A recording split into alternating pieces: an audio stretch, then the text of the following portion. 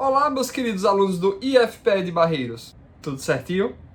Hoje nós vamos dar continuidade aos nossos estudos aristotélicos, falando a respeito de um importantíssimo livro de Aristóteles chamado De Anima, ou seja, da alma, ou em grego, peripsyche. E aí, eis que temos que entender o que é que significa, o que é que eles entendem, os gregos, por alma.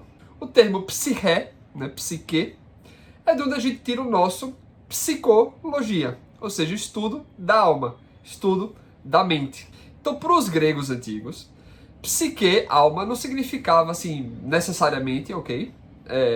Um espíritozinho, né? Um fantasminha camarada, né? Algo que sai voando por aí depois que a gente morre. Psique, para os gregos, significava o princípio da vida. Ou seja, aquele negócio, seja lá o que seja, que faz com que um corpo, algo na natureza, seja um corpo vivo ao invés de um corpo morto. Por exemplo, quando você vê uma pessoa que está viva no dia e no outro dia essa pessoa está morta, o que é que mudou? Não sei, mas seja lá o que foi que mudou, esse negócio aí é a alma. Então a psicologia é o estudo do quê? Desse princípio que faz com que algo se organize de maneira viva. Ou seja, não é o estudo apenas da vida, mas do princípio organizador da vida. E aí para Aristóteles, todas as coisas vivas teriam uma psiché, teriam uma alma. As plantas, os animais e os seres humanos. Nessa noção ilemórfica, o nosso corpo é a matéria e a nossa alma é a forma.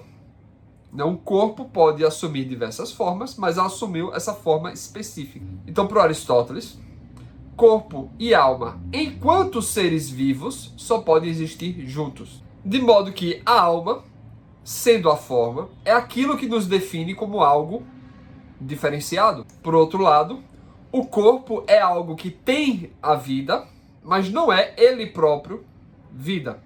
Assim como o bronze pode ter a forma de uma estátua, mas o bronze não é ele próprio a estátua. E se a gente pensa nessa noção de potência e ato, o corpo teria a potência da vida, afinal de contas, pode ser um corpo vivo ou morto, enquanto a alma seria a vida em ato. E aí teríamos a vida em ato primeiro e a vida em ato segundo. Em ato primeiro, porque às vezes a gente está vivo, mas a gente não está exercendo as nossas faculdades enquanto ser vivo. Por exemplo, quando a gente está dormindo ou quando a gente está em coma, a nossa alma ela opera, mas ela não está exercendo as faculdades do viver. Ao contrário, está em repouso. Então, uma vida que está dormindo ou está em coma seria análogo a um falante da língua portuguesa que está no momento calado.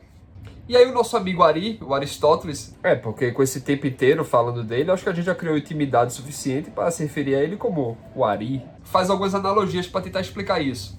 O órgão nosso, se fosse um ser vivo autônomo, a sua função seria a alma desse órgão. Então ele dá o exemplo, que um olho, a alma do olho, a forma do olho, a finalidade do olho é a própria visão. O olho sem visão não seria propriamente um olho. Tal como o olho desenhado tem o formato de olho, mas não vê. Ou então aquelas pedras de olho de mal olhado. Então o corpo sem alma não é vida.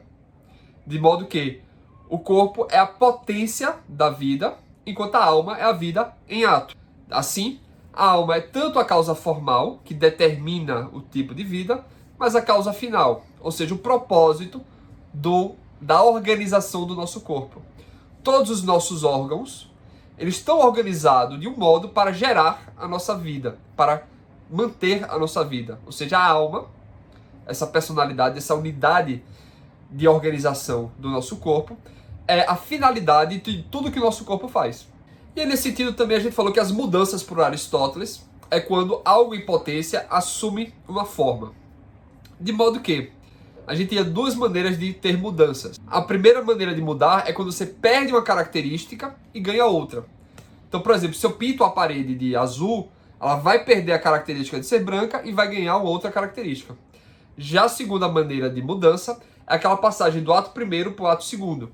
É quando alguém usa uma ferramenta, Há uma mudança de modo que você não perde nada, mas você simplesmente ativa algo que já está lá. E ele diz que a maioria das mudanças da alma são desse segundo tipo. Que a gente não perde uma coisa, mas que a gente ativa algo que já estava lá. E aí, lembrando, o Aristóteles diz que as plantas têm alma, Os animais têm alma e os humanos também têm alma. Isto porque ele fala de 3 faculdades principais da alma. 3 competências. Então a primeira competência da alma é a competência nutritiva. Esse é o aspecto mais básico da alma. Todos os seres vivos, por terem alma, têm uma alma que consegue fazer esta faculdade, esta competência. A segundo tipo de faculdade é a alma sensitiva, ou seja, de perceber e de agir. E aí ele diz que os animais possuem esse tipo de alma. Porque os animais, a diferença principal entre os animais e as plantas é que os animais, o modo de existir dos animais é um modo de existir que se move, se movimenta, se locomove. E a terceira faculdade da alma, e aí só os seres humanos teriam, é a faculdade pensante, ou seja, consegue compreender as coisas. Mas, além dessas 3, ele também fala de outras partes que não se encaixam exatamente, né, que seria os desejos, a imaginação e a capacidade de iniciar um movimento. Mas parece que essas 3 estão relacionadas muito intimamente com a parte sensitiva.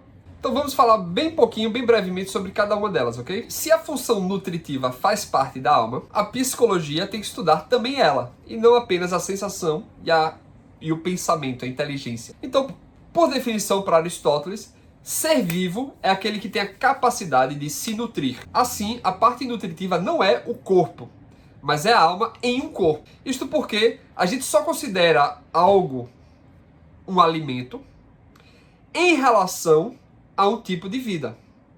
E o tipo de vida é determinado pela alma e não pelo corpo. Então, o que é alimento para um tipo de vida não é alimento para outro tipo de vida. A carne é alimento para um leão, mas a carne não é um alimento para a vaca. Então, dizer que algo é ou não é um alimento, que é ou não é nutritivo, depende da alma, ou seja, do princípio organizador daquele corpo, e não do próprio corpo. Então, o Aristóteles aí define o alimento como aquilo que promove uma vida. Então, a parte nutritiva é responsável pelo crescimento, pelo desenvolvimento de um organismo, o qual é necessariamente organizado e padronizado. E, além disso, ele tem um limite. Ele chega um momento que para. Né? Você, quando é criança, cresce e uma hora para. Né? Depois só cresce por lados assim. Né? A diferença de um ser vivo que pega um alimento e ordena, reprocessa esse alimento para fazer um crescimento em uma certa ordem, da mudança que é simplesmente caótica. Por exemplo, o Aristóteles dá do fogo. Né? O fogo ele cresce, ele se alastra, mas ele não tem fim. Ele vai queimando até onde der, e de maneira desordenada. Poderíamos fazer uma analogia hoje em dia com câncer, né? A noção do crescimento desordenado das células, que não tem fim. Ele cresce até o corpo morrer. Já a segunda parte da alma, que é a parte perceptiva, seria a parte relacionada às almas dos animais. Isto porque a percepção, né, a captar informação do nosso entorno, é uma exigência e uma condição da locomoção natural, que surge de dentro. Se o corpo vai por si próprio se mover, ele tem que entender o meio para onde ele está indo. E isto surge porque, enquanto as plantas conseguem se nutrir de maneira estática, os animais eles precisam se locomover para se nutrirem. E aí todos os animais possuem ao menos algum sentido. O sentido mais básico seria o tato. Diz o Aristóteles que mesmo a esponja marítima possui tato. E aí boa parte do livro De Anima trata dessas faculdades perceptivas. Porque ele vai explicar como é que funciona a mudança perceptiva. Lembrando novamente que a mudança é a atualização de uma potência em forma, de modo que a percepção requer que algum órgão nosso seja afetado e esse órgão passe por uma mudança, ou seja, por algum tipo de alteração. E aí a gente vai precisar da interação de 2 agentes que sejam compatíveis. Por exemplo, o açúcar e as papilas gustativas. Afinal de contas, não dá para sentir o gosto de doce colocando açúcar no ouvido, né? E aí, apenas os seres vivos que têm uma alma perceptível podem passar por esse tipo de alteração. Afinal de contas, o açúcar ele altera as outras coisas também, mas não de uma maneira sensível. Então, por exemplo, quando você coloca açúcar no café, você muda o café passa por alteração, o café passa a ficar doce. Mas o café ele não sente o doce porque você colocou açúcar nele. É colocando o açúcar na sua língua que surge o sentido, a percepção do doce. E aqui 2 pontos importantes. O primeiro é que quando a gente entra em contato, a gente recebe a forma daqueles objetos, a forma sensível. Ou seja, não qualquer forma, mas a forma da sensibilidade daquele objeto. Então lembrando, tudo para Aristóteles é um conjunto de matéria e forma. O nosso corpo é matéria e a nossa alma é a forma. O açúcar, ele também é um composto de matéria e forma. Então quando a matéria do açúcar entra em contato com a matéria do nosso corpo, a forma do açúcar entra em contato com a nossa forma. Então, o que a gente capta é a forma perceptível das coisas e não o corpo das coisas. Já já a gente explica isso um pouquinho melhor. E o segundo ponto importante é que nós, enquanto receptores, nós somos uma parte ativa, né? Não é como se a gente estivesse simplesmente passivamente recebendo aquelas informações. Mas a nossa alma, ela precisa passar por uma atividade que vai decodificar e vai perceber e vai ser ativada aquela informação que a gente está captando. Então a parte principal da sensibilidade são os nossos sentidos. E Aristóteles fala de 3 tipos de sentido: os próprios, os comuns e os por acidente, que não é importante. Os sentidos próprios são aqueles 5 sentidos que a gente conhece: visão, audição, tato, olfato e paladar. E aí qual é o aspecto importante? Ele diz que cada sentido próprio capta apenas um feixe, um aspecto da realidade. Então, por exemplo, a visão, ela capta apenas as cores. A audição capta apenas os sons. E cada órgão tem o seu limite, né? A visão, ela capta a luz entre o claro e o escuro.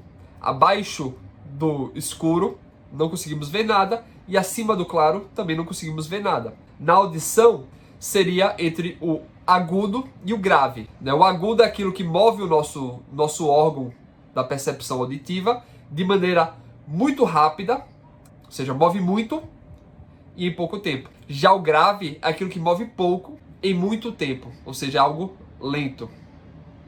Se a gente observar o formato das ondas, é exatamente, Aristóteles acertou em cheio aí. De maneira análoga, o tato também opera entre o agudo, ou seja, algo que nos pica, porque nos move muito rápido e em pouco tempo, né, em um pouco espaço, e o obtuso, algo que nos empurra, porque move em um tempo longo e de maneira lenta, em um espaço largo. Então, tentando esclarecer melhor essa questão de que a gente só capta a forma sensível das coisas.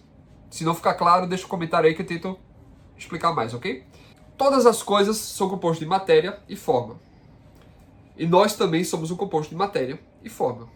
E a analogia que é fantástica que o Ari usa para se referir a essa noção da passagem só da forma sem matéria é a noção de um anel de ouro que tem o símbolo do rei, né, que o rei usa para marcar que foi ele mesmo que enviou aquela carta.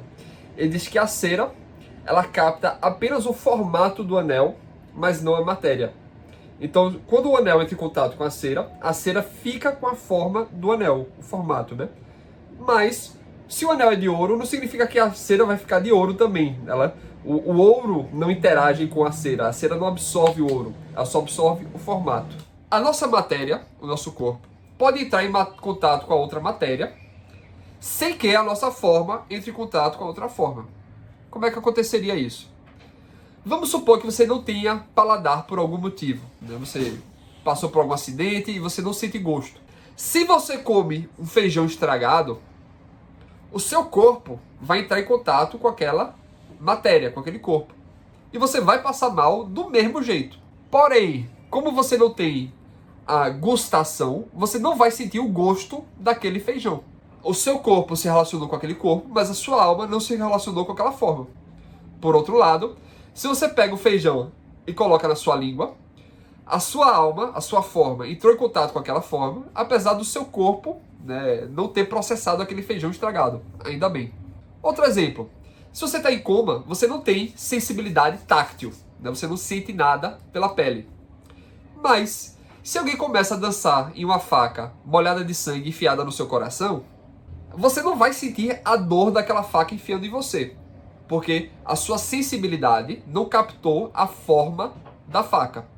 Porém, o corpo da faca, aquela matéria, desorganizou a matéria do seu corpo, de modo que ela não consegue mais sustentar a sua forma, não consegue dar mais sustentação à sua alma. De maneira análoga que, se você explode uma ponte, você desorganizou aquela matéria, de modo que ela não tem mais a forma de ponte. Então, não é a forma que afeta o nosso corpo. E não é a matéria que afeta a nossa alma. A coisa que carrega a forma afeta o corpo e a forma afeta a alma. O exemplo que o Ari dá é o seguinte: quando cai um raio em uma árvore, não é nem a luz e nem o som que fizeram o rompimento de cortar a árvore no meio, mas foi o ar que carrega a luz e aquele som que fizeram esse rompimento da matéria da árvore. A luz é a informação que os fótons carregam. O som é a frequência da vibração do ar e não o próprio ar. Ou seja, matéria interage com matéria e forma interage com forma. E aí, repito, cada sentido próprio capta um aspecto que se interage com aquele sentido próprio. E Aristóteles também fala de sentidos comuns. Mas, por exemplo, a gente pode ver alguém que está se movimentando, que está correndo por aí. Mas a gente também escuta o movimento de alguém que está correndo. Então parece que se os olhos só captam a luz e os ouvidos só captam o som, a gente tem que ter uma outra coisa que capte o movimento. Pois a gente consegue captar o movimento tanto pelos olhos quanto pelos ouvidos. Mas o que a gente escuta não dá para ver, o que a gente vê não dá para escutar. Então tem que ter uma outra coisa que participe de ambos. Então os sentidos comuns têm essa função de captar informações por vários sentidos diferentes. Coisas como movimento, repouso, o formato, a magnitude, o número e por aí vai. Mas também ele consegue ter essa capacidade de dar unidade às coisas. Por exemplo, a gente sabe que o açúcar é branco e doce, mas é pelo paladar que a gente sabe que é doce, é pela visão que a gente sabe que é branco. O que é que a gente faz para unificar essas duas informações e dizer que a mesma coisa é branca e doce? Seria para os sentidos comuns. Além disso, os sentidos comuns servem também para ter essa noção reflexiva. Quando você vê, você sabe que está vendo, né? Então, mas se os olhos servem só para ver, como é que eu sei que eu estou vendo? Eu teria que ver os meus olhos vendo? Seriam os sentidos comuns que têm essa autorreflexão. Então, os sentidos comuns são como se fosse um ponto de encontro dos vários sentidos que dá uma noção unificada àquelas informações captadas. E aí, inclusive, há uma certa polêmica para saber se os sentidos comuns possuem ou não um órgão próprio. Porque em um livro Aristóteles diz que sim, em outro ele diz que não. Mas enfim, eu suspeito que talvez o Aristóteles esteja falando de uma parte do nosso cérebro que se chama o thalamus. Mas aí é outra questão. Então vamos falar bem rapidamente sobre a imaginação e o desejo, as quais o Aristóteles diz que não se encaixa exatamente naquela partição tríplice, porque ela se relaciona com várias partes da nossa alma, então elas não são propriamente elas. Porém, elas estão muito relacionadas com a parte sensitiva, porque apenas aqueles animais que têm a capacidade sensitiva conseguem desenvolver essas duas faculdades. Então a imaginação é central para Aristóteles, porque ela funciona meio como uma ponte entre a relação dos sentidos e do pensamento. Na metafísica, ele explica que o nosso processo de pensamento é o seguinte: os sentidos, eles captam apenas aquilo que está imediatamente presente a nós, ou seja, aquilo que está diretamente e ativamente aí. Já a nossa memória, ela consegue registrar o que os nossos sentidos captaram e relacionar com o passado. Eis que a imaginação, ela pega as várias memórias nossas e cria uma imagem única. A gente capta no instante, no outro instante, no outro instante, no outro instante, e a gente forma uma noção única, uma imagem única. Então o termo imaginação significa isso, a capacidade de criar, conjurar imagens. O termo grego é fantasia. E é a partir dessa imagem única que a gente consegue raciocinar e pensar, seja no sentido técnico, produtivo, ou no sentido científico, de compreensão. Então a imaginação, ela não é a nossa percepção, porque mesmo quando a gente está de olhos fechados, a gente consegue gerar imagens, né? Mesmo quando a gente não está escutando nada, a gente consegue imaginar sons. Inclusive também quando a gente está dormindo, a gente sonha, a gente gera imagens. Por outro lado, a imaginação não é o pensamento, o raciocínio. O raciocínio, ele se usa das imagens, mas ele não é próprio imagem. Então ela não é nem sentido e nem pensamento, mas a ponte que liga os dois. A imaginação, ela não é também ciência, porque ela consegue imaginar coisas inexistentes, coisas falsas. E a imaginação também não é opinião, porque a opinião é algo que a gente tem uma convicção, a gente acredita naquilo. E quando a gente imagina só pra ver como as coisas seriam. Poxa, será que dá pra surfar no tigre? Seria massa, né? Não é que você acredite que seja possível, mas você tá só vendo aquela imagem. Por outro lado, ela também não é o juízo. Lembre-se, o juízo, ele julga a realidade juntando ou separando conceitos, enquanto a imaginação simplesmente joga uma imagem para a gente observar em nossa mente.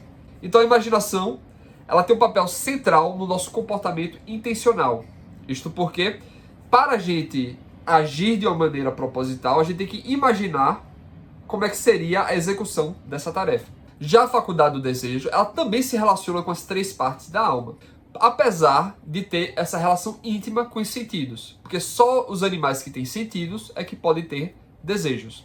Os desejos derivam da nossa capacidade de sentir. Isto porque quando a gente percebe as coisas em nosso entorno, a gente está distinguindo as coisas. De modo que a faculdade do desejo não é algo meramente passivo, não é uma reação a algo, mas é uma preferência ativa de nossa alma em relação a algo. Então quando o animal se movimenta, ao se movimentar, ele está preferindo o movimento ao repouso. Então há uma diferença entre a locomoção proposital e a locomoção reativa. Por exemplo, quando você vê a senhorinha lá no ônibus, coitadinha, toda frágil, e você se levanta, esse tipo de comportamento é diferente de quando você está em pé, se segurando lá no ônibus, e o motorista dá aquela brecada que você voa para frente. São tipos de movimento diferentes. Um é natural, surgiu de você, e o outro foi uma força externa que simplesmente você reagiu. No primeiro você foi ativo e no segundo você foi passivo. Então é nesse primeiro sentido que o desejo opera. E aí os sentidos por si só eles não são suficientes para dar conta do movimento. Né? Porque a esponja do mar, um exemplo que Aristóteles dá, ela tem tato, mas ela não se movimenta. Por outro lado, a razão também não é suficiente para explicar o movimento.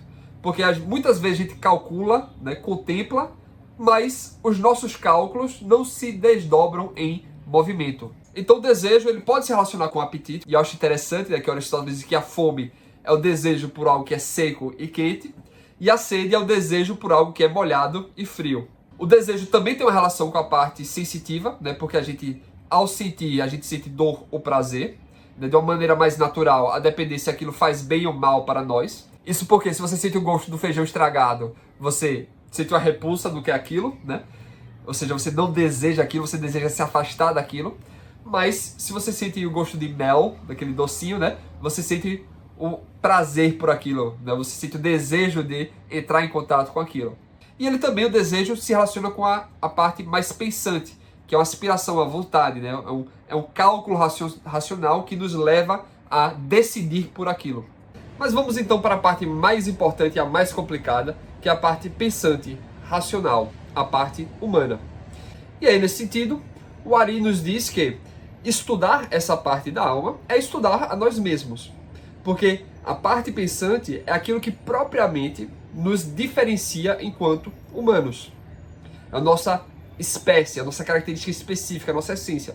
Então conhecer como ela funciona é conhecer o que faz de nós sermos humanos. E aí, nesse sentido, ele divide a parte pensante em duas funções. Uma racionalidade, uma inteligência prática e uma inteligência teorética. E a inteligência prática, ela teria duas funções. Uma função produtiva, ou seja, de você criar, construir coisas através da sua inteligência, fazer produtos, ferramentas. E a outra seria a parte propriamente prática, ou seja, como é que a gente está vivendo, como é que a gente está existindo, né? Como é que a gente está se comportando em relação à nossa própria vida. E aí, nesse sentido, a parte teorética também se subdivide em duas partes. Por um lado, a gente tem a parte científica, a parte dedutiva, né, daquela razão, ou seja, a parte que formula juízos, seja juntando ou separando, que afirma ou nega as coisas, que parte de um princípio e deduz, silogisticamente, conclusões dessas premissas já aceitas. Já a outra parte da inteligência teorética se refere ao intelecto, à intuição. Seria a parte que capta e apreende o que são aqueles objetos, a essência daqueles objetos, de maneira indivisível, que não dá nem para juntar e nem para separar. Seria a compreensão das essências das coisas, das definições. E aí entra naquele negócio, né? Você tem a imaginação como ponto entre os sentidos e a inteligência e o pensamento. E o pensamento, ele capta aquilo que há de universal nas coisas. Enquanto a percepção trata daquilo que é os particulares. A gente não consegue pensar racionalmente os aspectos individualizantes das coisas. Contudo, por outro lado, a gente não percebe, né, diretamente os aspectos universais que explicam o que as coisas são. Então a diferença entre você perceber que aquilo é água e você pensar o que é que faz daquilo ser água. A gente percebe, digamos assim, a substância primeira, mas a gente pensa a substância segunda. Então, pela capacidade perceptiva, a gente pode perceber aspectos de uma coisa. A gente sabe se a carne está quente ou se a carne está fria. Mas entender o que é que faz com que a carne seja uma carne, isso depende da nossa inteligência. Observando para um jogo de futebol, a gente pode perceber que o goleiro é diferente dos demais jogadores. Mas entender o que faz com que ele seja diferente, isso precisa da nossa inteligência, do nosso pensamento. Então, os particulares a gente capta pelos sentidos e os universais a gente conhece pelos intelectos. De modo que o particular e a definição deles é julgado tanto pelos sentidos quanto pelo intelecto. Já os universais e as essências dos universais, eles só usam o intelecto.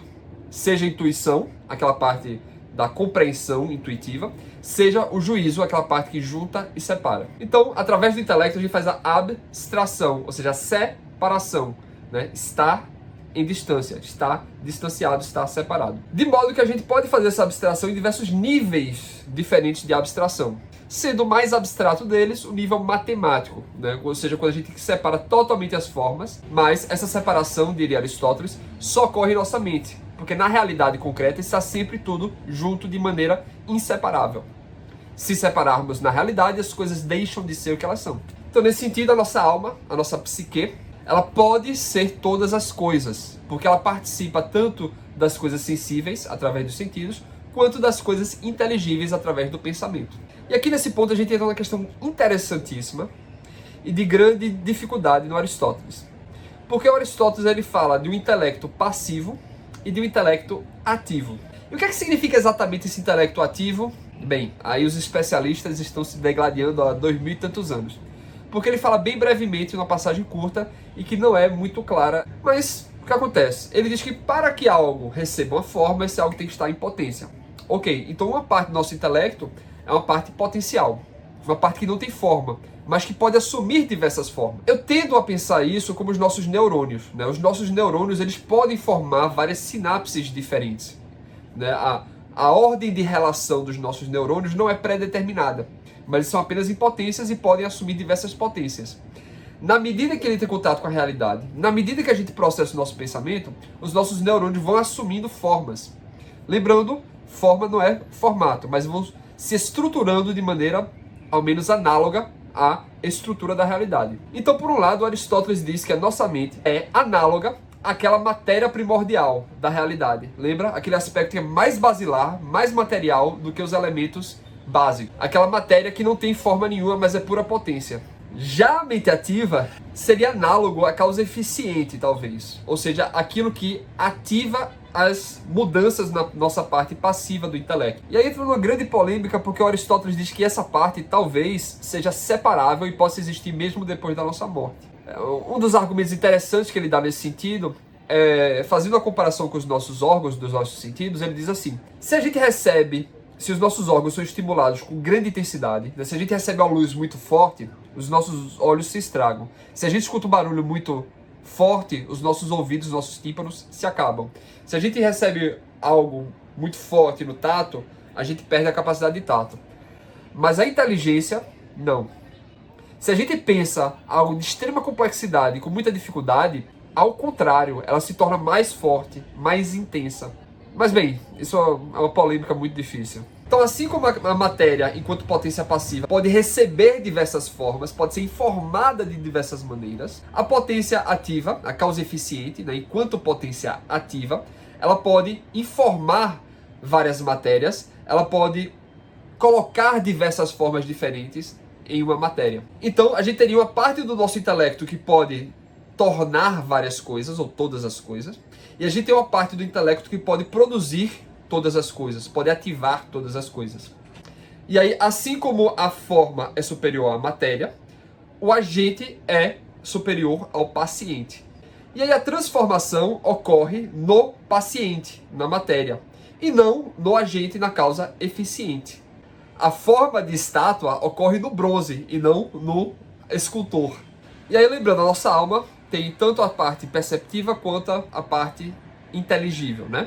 Então, quando a gente percebe algo, a matéria do objeto interage com a nossa matéria, o nosso corpo, nosso órgão, mais especificamente, e aí a nossa alma vai extrair a forma sensível desse objeto com o qual a gente entrou em contato. Já no pensamento, a gente capta as formas inteligíveis sem ter sido sequer afetado pela matéria. Então não há esse encontro de matérias para a gente raciocinar. Ao contrário, ele usa a forma sensível. Então a sensibilidade entra em contato com a matéria e distrai a forma, e dessa forma a nossa inteligência interage com ela. Então perceba que tanto a percepção quanto o pensamento interagem com formas sem matéria. Se a gente pode pensar qualquer coisa, é porque a nossa inteligência não tem uma forma única. Seria análogo àquela matéria primordial. A potência do intelecto é dupla. No sentido, é aquela potência primeira, ou seja, uma criança que tem a potência de aprender a ler, caso ela seja instruída nisso, mas também tem aquela segunda noção da potência segunda, ou ato primeiro, né? A disposição intelectual que já foi adquirida e pode ser ativada a qualquer momento. Quando você aprende a calcular a diagonal de um triângulo, você faz isso a qualquer momento. E agora Aristóteles diz que a gente tem as potências que são naturais, que elas são de um caminho só. Por exemplo, aquilo que é quente só tem a potência de aquecer as outras coisas.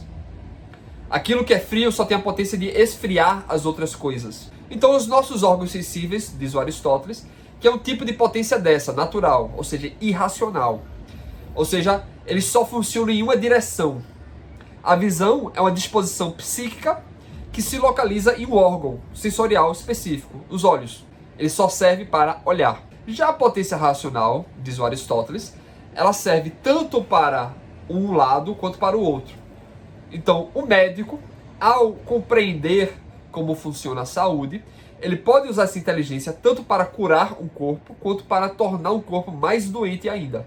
A inteligência, a intelecção, ela é uma potência desse tipo racional. Ela tem a capacidade de usar o que sabe tanto para o vício quanto para a virtude, tanto para o verdadeiro quanto para o falso.